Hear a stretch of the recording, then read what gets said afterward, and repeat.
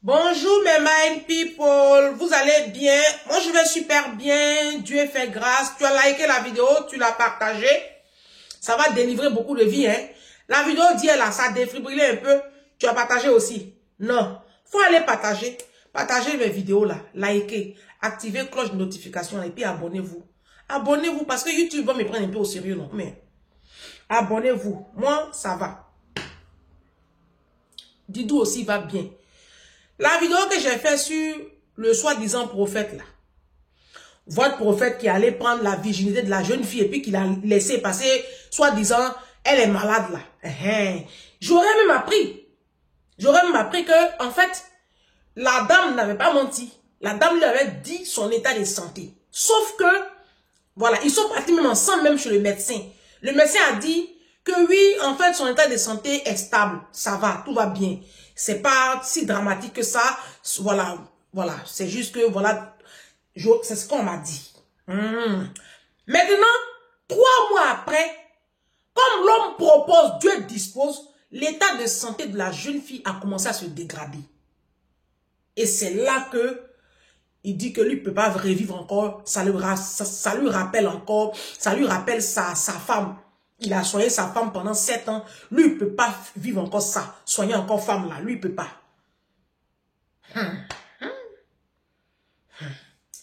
Vous dites que la femme l'a menti, non? Qu'elle n'a pas dit la vérité. Mais les hommes même africains, c'est des menteurs.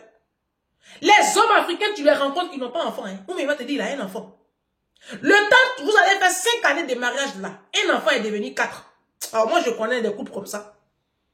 Nous, on ne parle pas. L'homme africain même là, tu le rencontres, sa chose là, premier jour là, c'est tombé. Il va te dire non, c'est le stress des premiers rapports, faut pas t'inquiéter.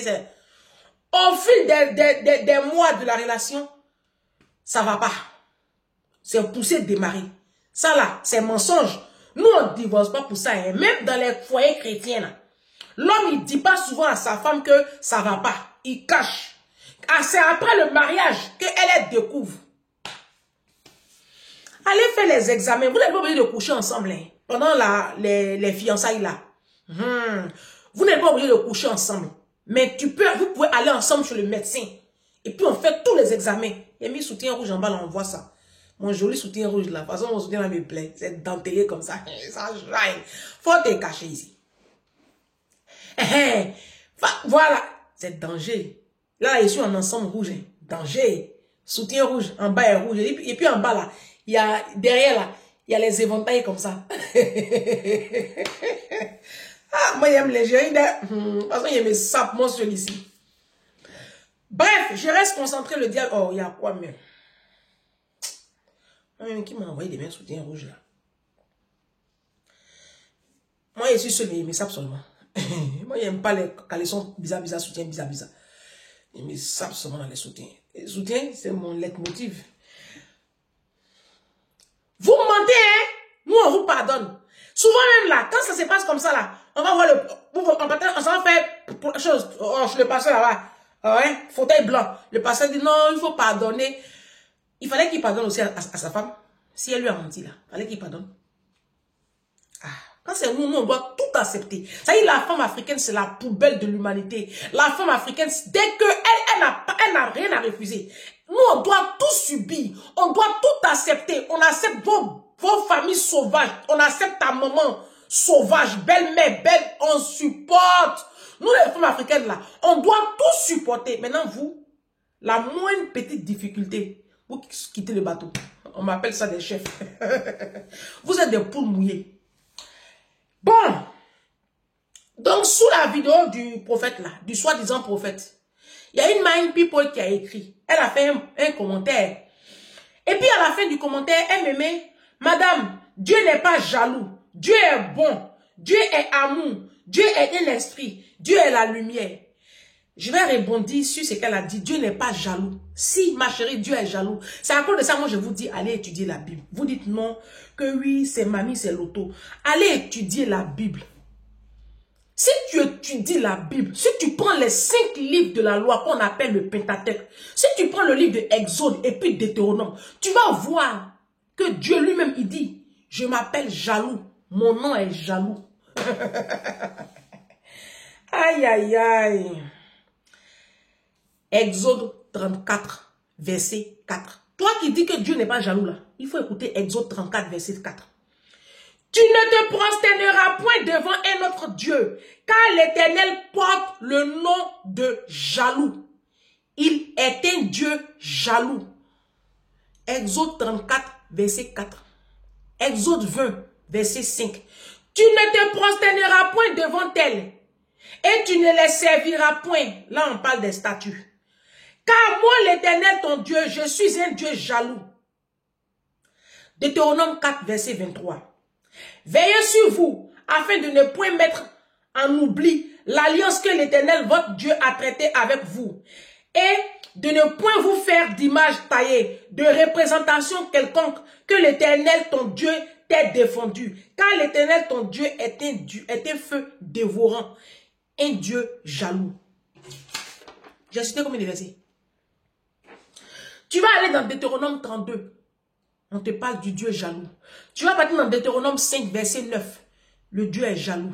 Tu vas partir dans Deutéronome 6, verset 15. On te parle du Dieu jaloux. Tu pars dans Josué 24, verset 19. La Bible te rappelle que Dieu est jaloux. Le psaume 79, verset 5. La Bible te rappelle que Dieu est jaloux. Le psaume 78, verset 58. La Bible te rappelle que Dieu est jaloux. 1 Corinthiens 6, 19, Jésus te rappelle qu'il est jaloux.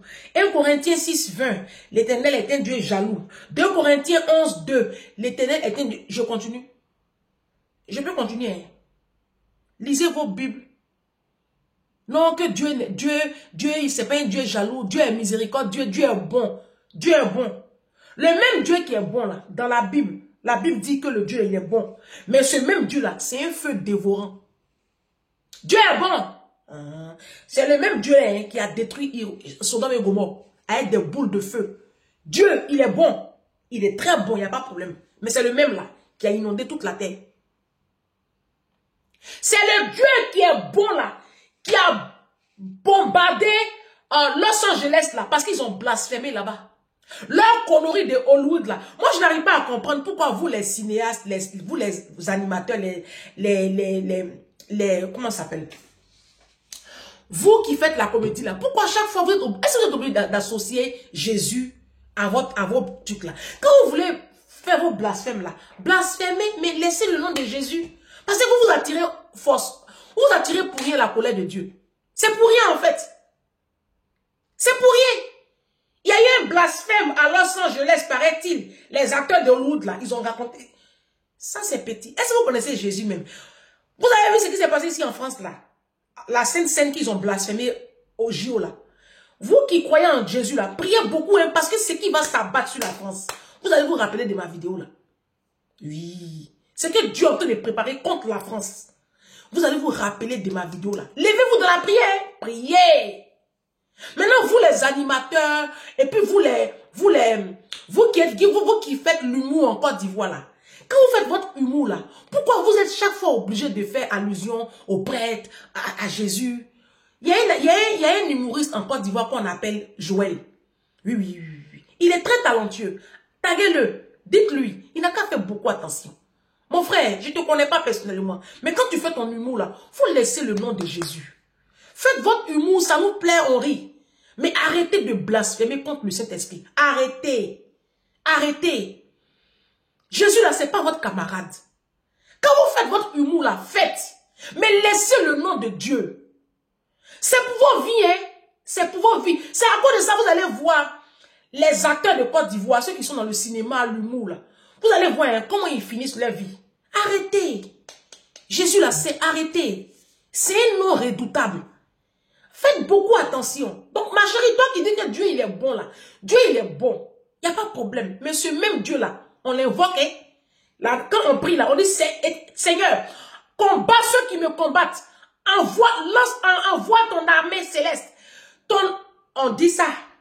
Quand on fait un combat spirituel là. Parce que Dieu a une armée. Quand l'armée, c'est pourquoi? C'est pour tuer. Dieu, il est redoutable. Hein? La Bible dit que c'est un feu dévorant. Donc, il est bon, la dosée. Hein? La bonté de Dieu a des limites. Hein? Dieu, il frappe. Hein? C'est ça, les pasteurs veulent pas nous dire. Dieu, il s'amuse pas. Hein? Quand Dieu veut te frapper, faut aller lire Deutéronome. Va lire. Attends. Faut aller lire Deutéronome 28 à partir du verset 15. Tu vas voir qui on appelle Dieu. Vous êtes là, non? Jésus est bon. Et la Bible dit que Jésus là, Jésus, quand on va mourir là, quand on va partir là, il sera plus avocat. Hein. C'est sur la terre qu'il est avocat. Après la mort, il devient juge. Vous savez que les juges, ils sont sans état d'âme. Faites beaucoup attention. Hein. La parole de Dieu là, si vous ne la connaissez pas, étudiez. Hein. Il y a une abonnée qui m'a dit, ah Ange, comment tu fais pour être aussi épanoui sans un homme? Je suis épanoui sans un homme parce que quand je vois même mes soeurs qui sont dans le foyer là, c'est un témoignage. Oui, oui. Oh, mon soutien là même, c'est quoi même? Oh, les pervers. Quand je vois mes soeurs dans le foyer, j'ai vu le foyer de mes mamans. Mes tantes, je vois les foyers bordel là. Je vois comment elles sont, si tu les vois, elles sont devenues comme des loques humaines. Toutes mes mamans là. Tellement elles ont souffert dans leur foyer. Quand je vois ça, je préfère le célibat. Ma chérie, vous laissez, comment tu fais pour être épanoui? Moi, j'ai une vision. Moi, ma joie de vivre, elle n'est pas liée à la présence d'un homme dans ma vie. C'est vous qui n'avez pas de vie. C'est vous qui arrêtez de respirer parce que vous êtes célibataire. J'ai 44 ans, le 17 juin. Et je suis très fière d'être célibataire. Je proclame même le célibat. J'adore le célibat. Ah. Sans mari, je vais acheter maison. J'ai construit maison. Sans mari, j'aurai piscine. Sans mari, j'ai acheté ma voiture. Sans mari, je voyage. L'été dernier, j'étais aux îles Baléa. Sans un homme. Toi, tu es marié. Tu ne peux pas bouger. Moi, je ne sais pas. Laissez ça. Comment tu fais? Je ne fais rien d'extraordinaire. Ma joie, mon bonheur, je le trouve en Jésus. Il y a une Mind People qui m'a appelé depuis la Côte d'Ivoire. Elle a 34 ans. Retenez bien son âge. Elle a 34 ans et elle rencontre un homme de 54 ans. Donc, il y a 20 années d'écart d'âge. 20 ans. Il y a 20 ans d'écart d'âge. D'accord? Et donc, ils se sont rencontrés depuis 2022. Et là, ils ont aménagé ensemble, là, en septembre dernier, là, septembre 2024, là, ils ont aménagé ensemble. La jeune fille a un petit garçon de 10 ans ou 11 ans, je ne sais plus, qui est au collège. Et le monsieur a 2 enfants. Il lui a dit qu'il avait 2 enfants. Et là, elle vient de découvrir qu'il a une petite fille de 3 ans. Ça commence bien. Ils aménagent ensemble. Et puis, il lui dit, il donne l'argent pour la nourriture, 50 000 francs. Elle dit, mais 50 000 francs, ça peut nous nourrir un mois. Il dit, mais toi aussi, il faut compléter. Elle dit, c'est quand on s'est mis ensemble, puis on a commencé à... Bon, bref, je vous passe les détails. Entre-temps, il y a des choses qu'elle paye dans la maison, elle s'occupe de son fils parce qu'il lui dit qu'elle lui s'occupe pas de son enfant. Et elle m'appelle, ah, franchement, ça devient bizarre, il y a trop de palabres, moi je suis fatiguée, qu'est-ce que je fais? Je lui ai demandé, ma chérie, excuse-moi. L'attitude qu'il a là, est-ce que ça t'a surpris? Elle dit, hein, j'écoute tes vidéos. Vraiment, moi-même, quand on était gars égaux là, quand on n'avait pas encore aménagé sur le même toit là, je voyais son comportement, mais comme toi, tu dis, on aime mariage là, c'est ça. Je vais vous parler, vous les jeunes filles. Vous savez, déjà, l'écart d'âge me dérange un peu. Bon, ça ne me dérange pas tant que ça. Moi-même, je peux épouser un homme qui a 20 ans et plus que moi. Oui, à condition qu'il soit René Angéline dans la vie de Céline Dion. Bah tiens, si je dois me taper ton âge, tant qu'à faire. Et la vie à deux, là, c'est un contrat social. Les hommes, là, ils cherchent les corps juvéniles. Vous n'avez pas vu le tennisman Yannick Noah? Il allait prendre une jeune fille comme ça. Ah ah! Pourtant, lui, il est déjà vieux. Donc, il a un corps frais. Qui lui fait les bonnes choses la nuit. Elle gagne quoi? Le compte en banque. Je ne peux pas me taper ton âge pour des brutis. Non, mais vous n'êtes pas du tout ambitieuse, hein, messieurs. Vous êtes décevantes. Hein? J'ai quoi? Oh, hey, Seigneur, les attaques. J'ai 43 ans. J'ai 43 ans. 44 bientôt. Donc si... les sorciers, ils sont à pied d'œuvre. Si je rencontre un homme de 64 ans, tant qu'à faire, hein, Moi-même, je veux ça. Ah bah, c'est que, ça dit que là, la Saint-Valentin, là, il dit, chérie, viens voir dehors. Et puis je sors. Qu'est-ce que je vois? Une grosse voiture.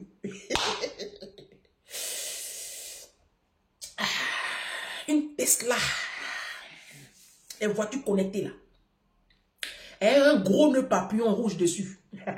Chérie, c'est pour toi. Là, au moins, l'écart d'âge, là, je ne le ressens pas trop. Vous pouvez écrire ce que vous voulez dans les commentaires. Hein. Tantôt, je vous bloque. Tantôt, bon. Quand je suis trop gentil, je cause un peu à vous, quoi. Ah. La vie qui est là, là. La vie qui est là, c'est le business, hein. Les hommes, là, eux, ils font business, c'est vous qui dormez. Si moi, je dois me taper tes vieilles couilles, là, faut qu'en contrepartie, le compte en banque soit blindé. C'est-à-dire que si je suis là comme ça, je me lève comme ça, il s'échelle. Eh, ma fille, je me lève comme ça, je vais faire shopping à Dubaï. Je suis fâché, je suis à Miami. Je suis gonflé même. Lorsque je laisse même, je vais les voir. Je vais voir les pompiers là. Je vais les aider à éteindre le feu. Maison où j'habite là, ma fille a sa chambre. Elle a une salle de jeu et puis elle a une salle de cinéma dans même. Non, attends. Attends, il y a 20 ans d'écart entre toi et moi. Mes soeurs, vous, non, mes soeurs, vous êtes décevantes. Comment tu peux vivre avec un homme qui a 20 ans d'écart d'âge et puis qui te donne 50 000 francs pour la nourriture de la maison et puis il te demande pour compléter?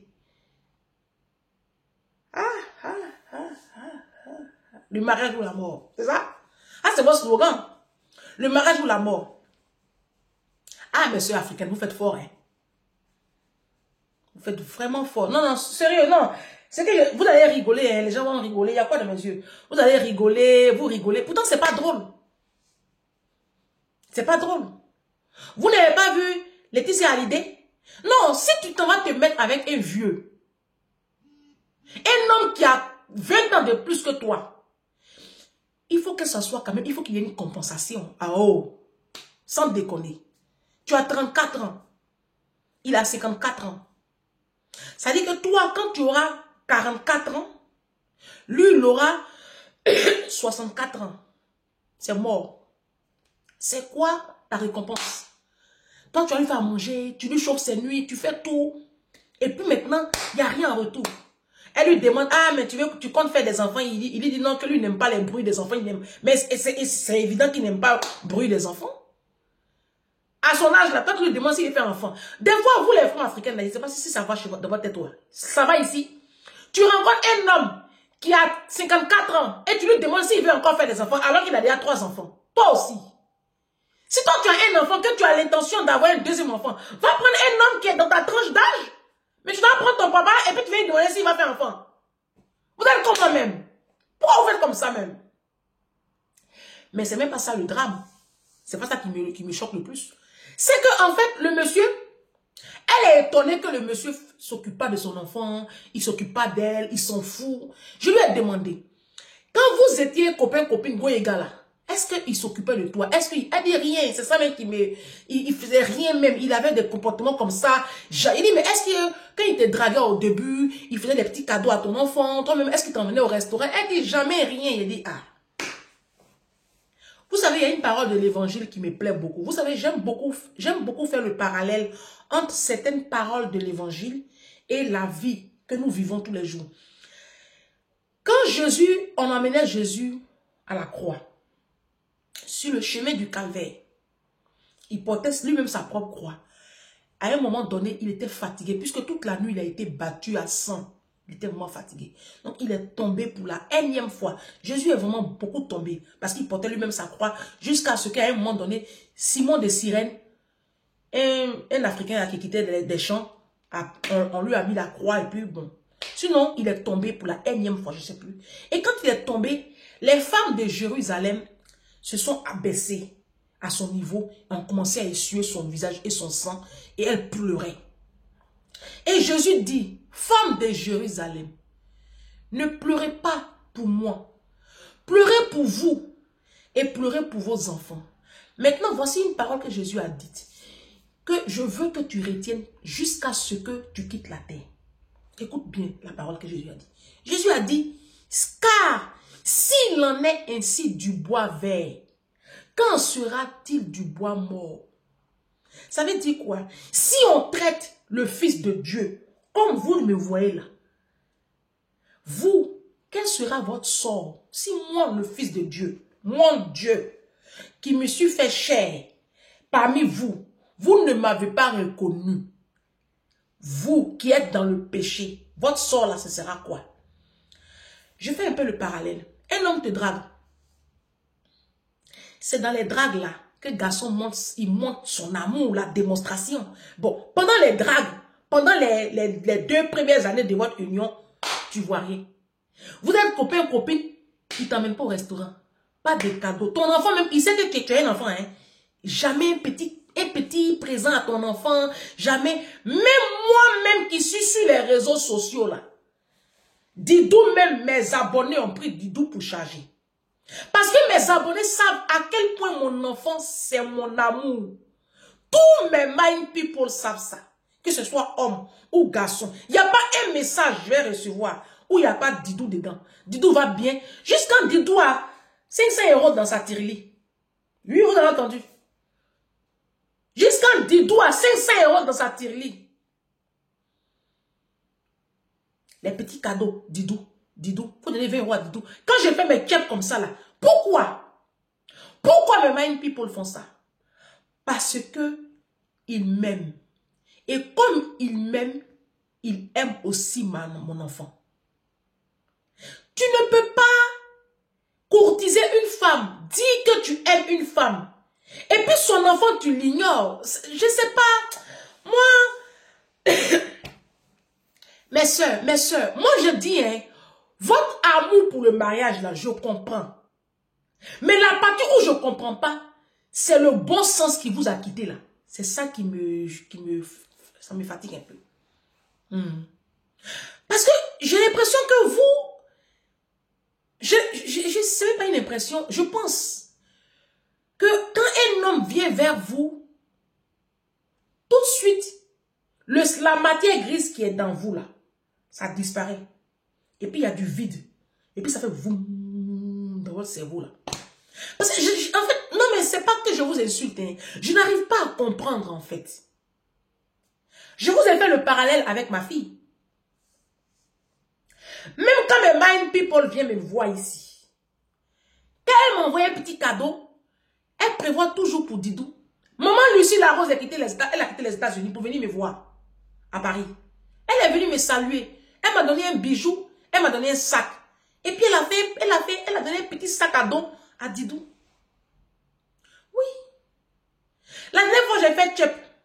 J'ai une de mes mind people. Elle me devait, je crois, 20 €, je sais pas, elle me devait, je crois, 15 € ou 20 €. Elle me donnait bien les 50 €, elle dit le reste, c'est pour Didou. Toutes mes mind people à qui je livre le chep là, les monnaies de 4 €, 5 €, 6 €, elle dit c'est pour Didou. Comme moi, mais je suis honnête, j'ai collé, c'est ça, je colle, elle a 500 € dans sa tirelire. 500 € là même, j'ai pris dessus un peu. Hein. Aïe. Donc, vous voyez, mon soutien rouge, il faut te mettre. Et c'est que tu es jolie, tu me shine. Eh, shinement. Achetez les bonnes lingeries ou de courir derrière les foyers de pauvres là. Moi, dans mon célibat là, quand je descends comme ça à Orcantal, ou bien Tam Tam, ou bien je sais pas, Eram. Non, c'est pas Eram. Etam. Je me sape. Moi, j'aime pas les caleçons façon, et puis les soutiens on attache à côté, et puis il y a tout ici. Je n'aime pas ça. Hein. Ça attire la pauvreté. C'est la misère. Il y a des comportements, quand tu as ça là, tu peux jamais être riche. Moi, je reste concentré, le diable est en train de me distraire. Moi, je vous ai parlé, mes soeurs. Je vous ai parlé. Jésus, il disait aux femmes de Jérusalem, s'il n'en est ainsi du bois vert, quand sera-t-il du bois mort? Tu es dehors. Garçon, même tu ne vois pas son argent. Tu es encore dehors, hein? Tu n'es même pas encore sous son toit. Et puis, tu ne vois pas son argent. Ça ne peut pas t'interpeller. Parce que si dehors, tu n'arrives pas à avoir, l'argent des garçons. Ou il ne fait pas cadeau à ton enfant. Il ne fait rien avec toi. C'est dans le foyer, tu vas voir. C'est pour ça que j'ai raconté l'histoire de Jésus là, pour que tu puisses faire le parallèle. Non, le parallèle, il a tout son sens là. Garçon, c'est quand, c'est au début, c'est doux. Donc si toi, au début, ça commence déjà à être amer, quand sera-t-il du bois mort? C'est pour ça que j'aime beaucoup la parole de Dieu. Parce que quand je lis, ça me ramène dans la vie normale. Moi, tu me dragues. Ou du moins, on est au début de la relation. Et puis, on va pas au restaurant. Il n'y a pas les petites virées nocturnes, les petits voyages. Comme mes fils comme ça, ils sont avec leur premier amour. Un deux, trois, ils sont au ski. Dans le même hiver, ils vont au ski 2 fois. Un deux, trois, ils sont en tel pays. Ils sont à New York. Après, ils sont là-bas. Ils sont dans les relations. Au début, c'est comme ça que ça doit être doux au début. Mais en relation, le début même, c'est pâle comme ça. C'est après un enfant que ça va aller. Ça dit que les hommes, là, ils vous montrent les signaux. Hein. Ils vous montrent. Mais votre amour pour le mariage est plus fort que la raison que Dieu a déposée en vous. Ah, pourquoi vous faites ça? Non, sérieux. Moi, tu me dragues.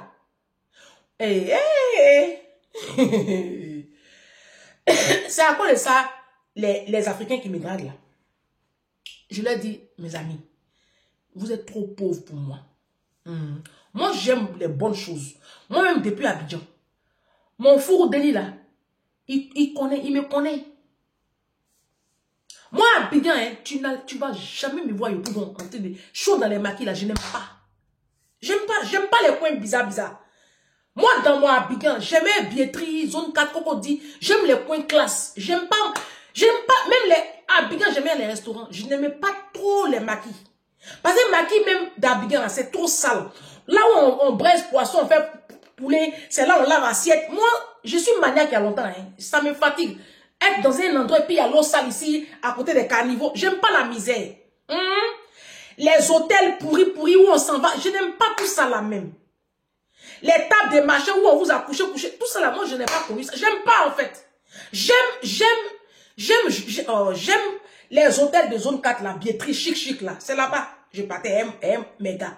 Non mais quand je suis dans le monde, j'aime pas les trucs bizarres.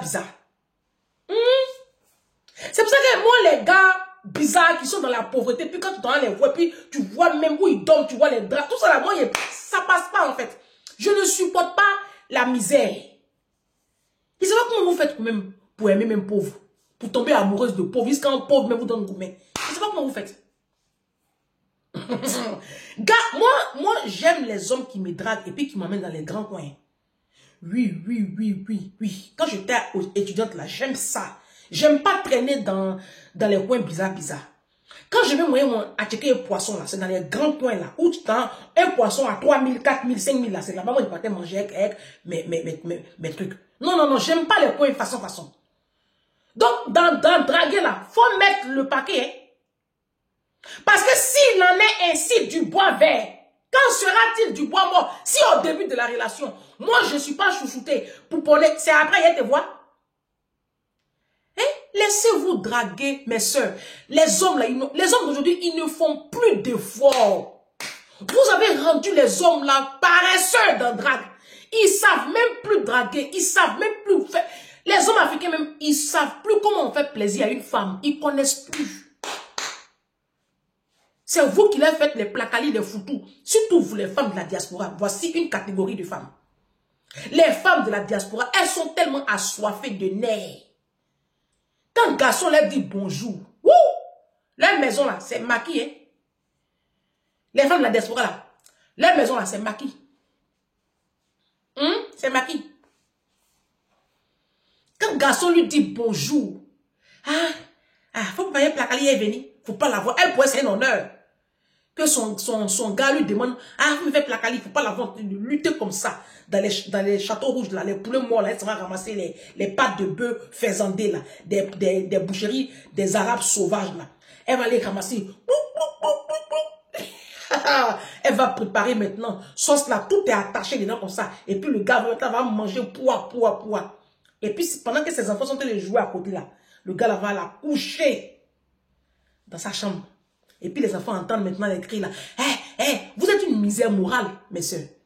Vous êtes une loque humaine. Vous êtes la misère de l'humanité et la poubelle de toute l'humanité. Je ne sais même pas ce que vous faites sur la terre là. Non mais il y a quoi même? Il y a quoi? Toi tu vas aller te mettre avec un homme de 20 ans, ton aîné. Allez, tu te mets avec ton père. Cadeau. Ma chérie, il faut te ressaisir. Il faut te ressaisir. Vous n'avez pas vu Céline Dion, René Angéline? Tu n'as pas vu Laetitia Hallyday? Vous n'avez pas vu la femme de Alpha Blondy? La femme de Yannick Noah? Si tu vas te mettre avec un vieux, tant qu'à faire, il faut associer l'utile à l'agréable. Mais non, mais qu'est-ce que c'est? Non, mais qu'est-ce que c'est? Tu vas taper un vieux qui n'a rien foutu de sa jeunesse. Il s'en prend encore jeune parce que monsieur a envie de ressentir encore des sensations fortes. Si tu veux ressentir des sensations fortes, tu me donnes ta carte bancaire et puis je vais voir les sous dessus. Comment tu peux aller te mettre avec quelqu'un qui a l'âge de ton père qui est pauvre? Oh, mes soeurs, pourquoi vous faites ça? Quand on parle, sinon tu pousses les femmes à la prostitution. Tant qu'à faire, moi-même en ce moment là, je cherche un homme de 60 ans. Donc vous les jeunes là, vous les hommes qui sont dans mon ligne, vous ne m'intéressez pas.